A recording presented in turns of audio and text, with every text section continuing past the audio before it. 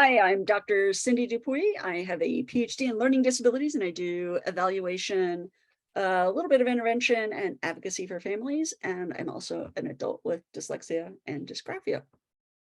Hi, my name is Kim Sharman, and I've worked with kids with dyslexia, dysgraphia, and ADHD for the last 15 years. I use a variety of methodologies and programs associated with Orton-Gillingham-based learning. Okay, so we're talking about vowel sounds. Vowel sounds. What makes a vowel say a certain sound? I love it. All right, so you've got a piece of paper. Well, Okay. we've already looked at your chart. Well, people haven't looked at the chart today, but we introduced the concept of there's vowels, and we have vowels on your chart in red, which are the A, E, I, O, U. We didn't go into the Y, and we're not going to go to the Y's yet because there's a reason why. Right. We could Y all day long if we wanted to, but we're going to take a look at single syllables, and some of which where we have a short vowel sound and some of which where we have a long vowel sound. So Kim, you were doing this with your hand. Tell me what this stands for. Closed. So I have asked plenty of brilliant adults, do you know why A sometimes makes the A sound and why A sometimes makes the A sound?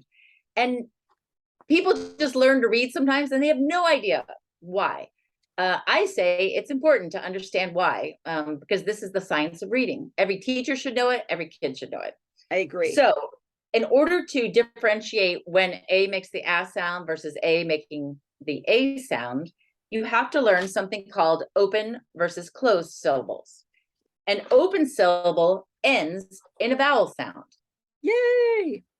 And when it ends in a vowel sound, it makes the long vowel sound A, or some people call it the adult vowel sound. So oh, A. He said his name. You. Hi, my name is A. Yeah. Hi, my name is E. Now, when a vowel, this A now is locked in. It's locked in by a consonant. It makes its short vowel sound, ah, or its baby sound, ah, ah, ah, ah. I like to mess around with little kids and talk like a baby and say, ah, eh, ah. Because my daughter used to, when she wanted something, she would say, ah, ah, ah, ah. So now, a short vowel sound locked in by a consonant, like T, what sound would A-T make? At. Good. At.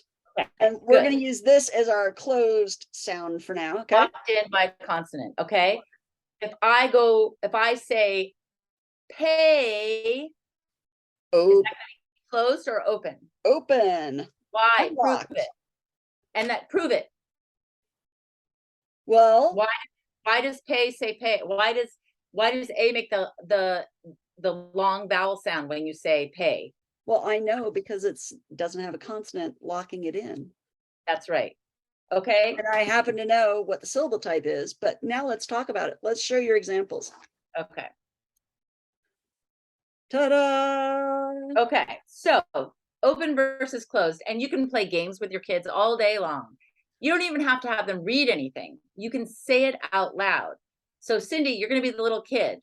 And I love it. And if the vowel, and I have this, oh, sorry. I have this as a backup for my kids to look at. If the symbol A says its name, hi, my name is A, then it's going to be an open syllable. Good. If A is locked in by a consonant, it's going to be locked in. So if I say closed, okay. All right, I think we beat the horse enough. Let's actually do some runs here. I do a lot of. That's okay. Okay. So Cindy, multiple times. All right, I'm gonna skip around just to mess with fun. Actually, I'm not even gonna show this to you. You can't look, but I'm gonna show the people. That doesn't help you. Well, you can slide it up under the book. Yeah, it's not gonna work. So I'm gonna say cab versus cabe. I don't know. Nope.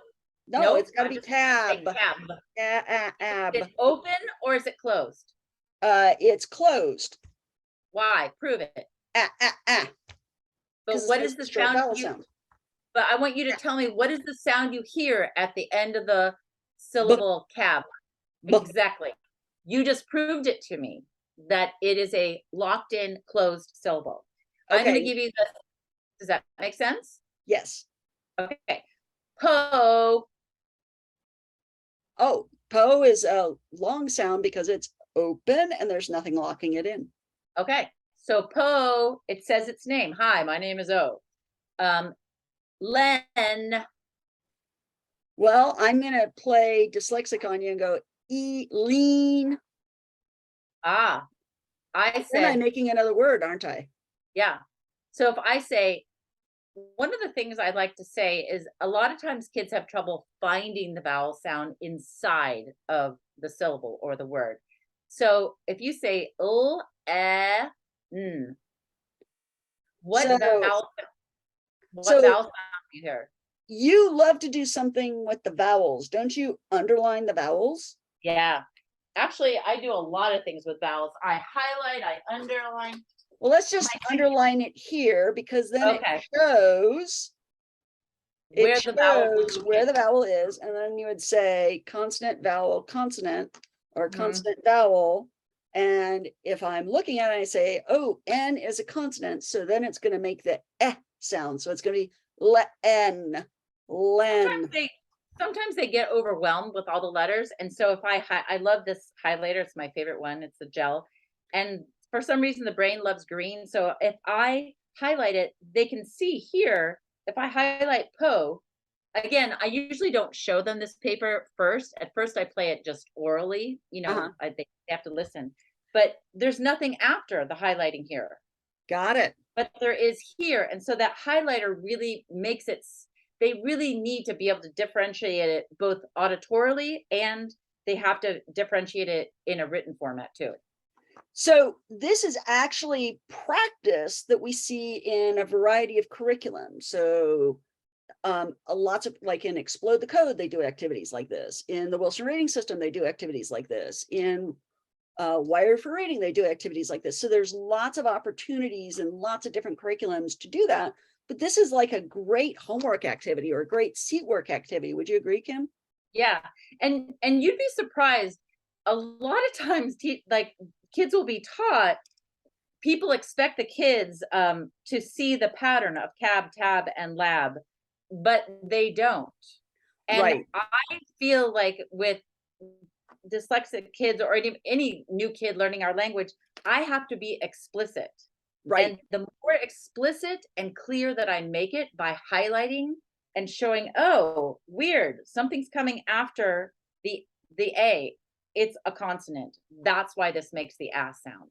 And then, but what we mean by explicit is the kid would then be able to walk up and say, I know the rule because the consonant closes in the vowel and makes it short, or Right. there's no consonant after it, so it makes it open, it says its name, and it's a long sound. O, C, bay, You. versus im, at. My favorite thing to mess with kids to see if they really have been paying attention to me is I give them this one. And a lot of times, a lot of you will automatically say, oh, pa, pa, from Little House on the Prairie. But I say, well, prove it to me. Is And there, I can't because there's no consonant there. There's no consonant. So if there's no consonant, what does this letter say? It says its name. Love A. it. Hey. Beautiful. That is my favorite trick to do. And even, I teach this to kids in high school, really smart kids in high school. I have to go back and fix this concept that they don't understand because there's 11 11 syllable words that are going to have these pieces inside and they don't know how to decode it.